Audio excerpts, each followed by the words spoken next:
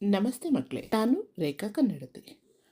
ಮಕ್ಕಳೇ, ಇವತ್ತೊಂದು ರಾಜನ ಕಥೆ ಹೇಳ್ತೀನಿ ಕೇಳಿ. ಒಂದೂರಲ್ಲಿ ಒಬ್ಬ ರಾಜ ಇರ್ತಾನೆ. ಅವನು ಪ್ರಜೆಗಳನ್ನೆಲ್ಲ ತುಂಬ ಚೆನ್ನಾಗಿ ನೋಡ್ಕೋತಾ ಇರ್ತಾನೆ. ಆದರೆ ಒಂದು ಸಲ ಏನಾಗುತ್ತೆ, ಮಳೆ ಬಾರದೆ ಬರಗಾಲ ಬಿದ್ದು ದೇಶದಲ್ಲೆಲ್ಲ ಪ್ರಜೆಗಳಿಗೆ ತುಂಬ ಕಷ್ಟ ಆಗ್ಬಿಡುತ್ತೆ. ಪ್ರಜೆಗಳಿಗೆ ಕಷ್ಟ ನೋಡಲಾರ್ದೆ ಇವನೇನು ಮಾಡ್ತಾನೆ, ನಾನೇ ಸತ್ತೋಗ್ಬಿಡ್ತೀನಿ ಅಂತ ಸಾಯಕ್ಕೆ ಹೋಗ್ತಾನೆ. ನೋಡಿ, ಎಲ್ಲಿಗೆ ಸಾಯಕ್ಕೆ ಹೋಗ್ತಾನೆ ಅಂದರೆ, ಅವನು ಒಂದು ದೊಡ್ಡ ಕೊಳ ಇರುತ್ತೆ, ಅದ್ರ ಪಕ್ಕಕ್ಕೆ ಒಂದು ಪರ್ವತ ಇರುತ್ತೆ, ಅದ್ರ ಮೇಲಿಂದ ಬಿದ್ದು ಸಾಯೋಣ ಅಂತ ಹೋಗ್ತಾನೆ. ಆವಾಗ ಆ ಕೊಳದಲ್ಲಿರೋ ಒಂದು ಹಂಸ ಕೇಳುತ್ತೆ, ಯಾಕೆ ನೀನು ಸಾಯ್ತಾ ಇದೀಯಾ ಅಂತ. ಅವಾಗ ಅವನು ಹೇಳ್ತಾನೆ, ಇಲ್ಲ, ನನ್ನ ಪ್ರಜೆಗಳೆಲ್ಲ ಕಷ್ಟದಲ್ಲಿದ್ದಾರೆ, ಮಳೆ ಇಲ್ಲ, ನಾನು ಏನು ಮಾಡಬೇಕು ಅಂತ ಗೊತ್ತಾಗ್ತಾ ಇಲ್ಲ ಅಂತ ಹೇಳಿದಾಗ ಹಂಸ ಹೇಳುತ್ತೆ, ನೀನು ಈ ರೀತಿಯಾಗಿ ಸತ್ತರೆ ಹೇಳಿ ರಾಜ ಅಂತಾರೆ. ಸೊ ನೀನು ಏನಾದರೂ ಮಾಡಬೇಕು ಪ್ರಜೆಗಳಿಗೋಸ್ಕರ ಅಂದಾಗ, ಏನು ಮಾಡೋಕ್ಕಾಗ್ತಾಯಿಲ್ಲ ನನ್ನ ಕಡೆಯಿಂದ.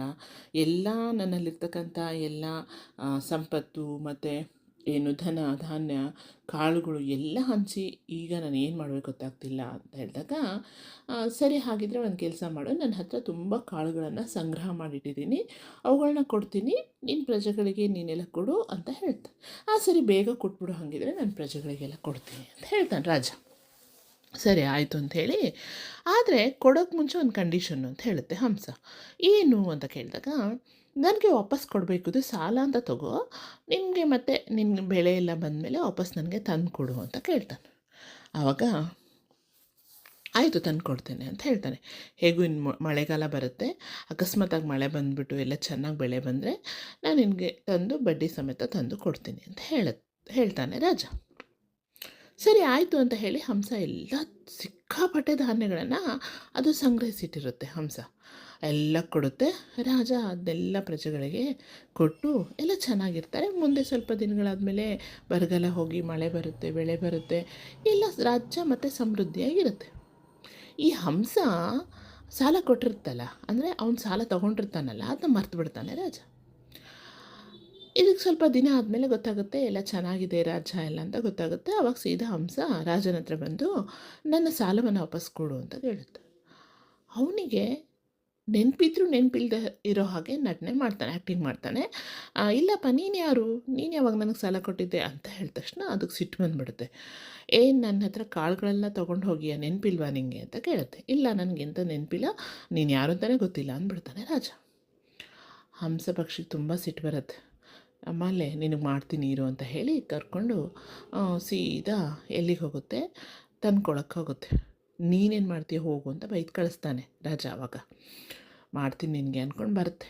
ಬಂದು ಕೊಳದ ಹತ್ರ ಅದು ಹೇಳ್ಕೊಂಡು ಅಳುತ್ತೆ, ನೋಡು ರಾಜ ಹಿಂಗೆ ಮಾಡಿಬಿಟ್ಟ ಅಂತ, ನೀ ನನಗೇನಾದರೂ ಸಹಾಯ ಮಾಡ್ತೀಯ ಅಂದಾಗ, ಮಾಡ್ತೀನಿ, ಬಟ್ ನೀನು ನನ್ನ ಹೇಗೆ ಕರ್ಕೊಂಡು ಹೋಗ್ತೀಯಾ ಅಂತ ಕೇಳುತ್ತೆ ಕೊಳ. ಆ ಕೊಳದಲ್ಲಿರೋ ನೀರನ್ನೆಲ್ಲ ಒಂದು ಚೀಲದ ತುಂಬಿಸ್ಕೊಳುತ್ತೆ ಹಂಸ. ಆಮೇಲೆ ಹಾಗೇ ಹೋಗ್ತಾ ಇರುತ್ತೆ. ಆಮೇಲೆ ಒಂದು ಕಣಜದ ಹುಳ ಸಿಗುತ್ತೆ. ಆವಾಗ ಕಣಜದ ಹುಳದ ಹತ್ರ ಹೇಳುತ್ತೆ, ನೋಡು ರಾಜ ನಂಗೆ ಹಿಂಗೆ ಮೋಸ ಮಾಡಿದ್ದಾನೆ, ಅನ್ಯಾಯ ಮಾಡಿದ್ದಾನೆ ಅಂದಾಗ, ಹೌದಾ, ಬೇಕಾದರೆ ನಾನು ಹೆಲ್ಪ್ ಮಾಡ್ತೀನಿ, ಏನು ಹೆಲ್ಪ್ ಮಾಡಲಿ ಅಂತ ಕೇಳುತ್ತೆ ಕಣಜದ ಹುಳ. ಬಾ, ಹಾಗಿದ್ರೆ ಹೋಗೋಣ ಅಂತ ಹೇಳಿ ಇಬ್ಬರು ಫ್ರೆಂಡ್ನ ಕರ್ಕೊಂಡು ಹಂಸ ಮತ್ತೆ ಅರಮನೆಗೆ ಬರುತ್ತೆ. ಬಂದು ರಾಜನ, ನೀನನ್ನು ಸಾಲವನ್ನು ವಾಪಸ್ ಕೊಡ್ತೀಯೋ ಇಲ್ವೋ ಅಂತ ಗದರಿಸ್ಕೊಂಡು ಕೇಳುತ್ತೆ. ರಾಜರು ಇದ್ರ ತುಂಬ ದಿಮಾಕಾಯಿತು, ತುಂಬ ಸೊಕ್ಕು, ಇದನ್ನು ಬೆಂಕಿ ಮೇಲೆ ಬೇಯಿಸೋಕ್ಕಿಡ್ರಿ, ಎಲ್ಲ ತಿಂದುಬಿಡೋಣ ಅಂತ ಯಾರು ರಾಜ ಹೇಳ್ತಾನೆ.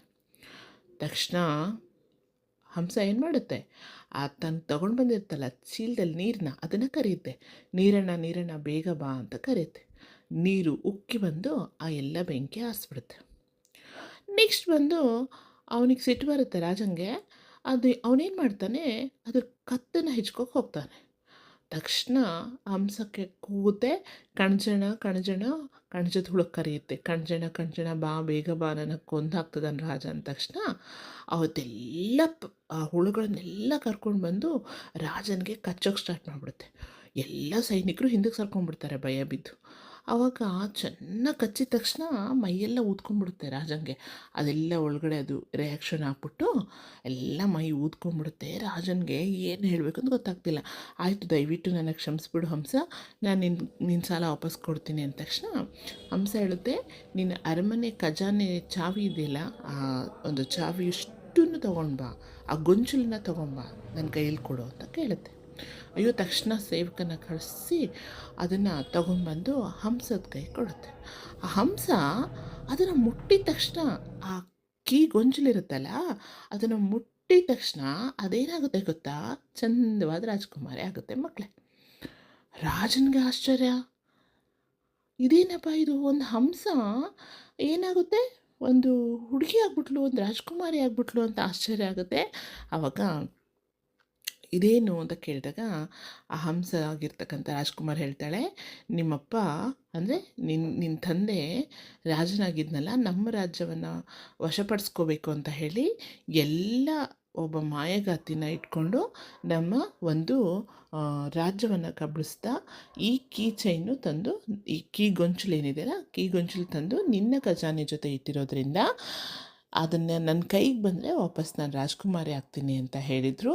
ಸೊ ಹಾಗಾಗಿ ನನಗೆ ಈ ಚೈನನ್ನು ಮುಟ್ಟಿದೆ, ಸೊ ನನ್ನ ರಾಜ್ಯಕ್ಕೆ ನಾನು ಮರಳಿ ಹೋಗ್ತಾ ಇದ್ದೀನಿ ಅಂತ ಹೇಳಿ ಆ ರಾಜ್ಕುಮಾರಿ ಏನು ಮಾಡ್ತಾಳೆ, ತನ್ನ ರಾಜ್ಯಕ್ಕೆ ಮರಳಿ ಹೋಗ್ತಾಳೆ. ರಾಜ ತಾನು ಮಾಡಿದ ತಪ್ಪಿಗೆ ಪಶ್ಚಾತ್ತಾಪ ಪಡ್ತಾನೆ. ಅಲ್ಲಿಂದ ಅವನು ಮತ್ತೆ ತನ್ನ ರಾಜ್ಯವನ್ನು ಚೆನ್ನಾಗಿ ಆಳ್ವಿಕೆ ಮಾಡ್ತಾನೆ. ಈ ಕಡೆ ರಾಜ್ಕುಮಾರಿ ಸೀದಾ ತನ್ನ ರಾಜ್ಯಕ್ಕೆ ಮರಳಿ ಮತ್ತೆ ತನ್ನ ಪ್ರಜೆಗಳೊಂದಿಗೆ ಅವಳು ಕೂಡ ಚೆನ್ನಾಗಿ ರಾಜ್ಯಭಾರ ಮಾಡ್ತಾಳೆ ಮಕ್ಕಳೇ.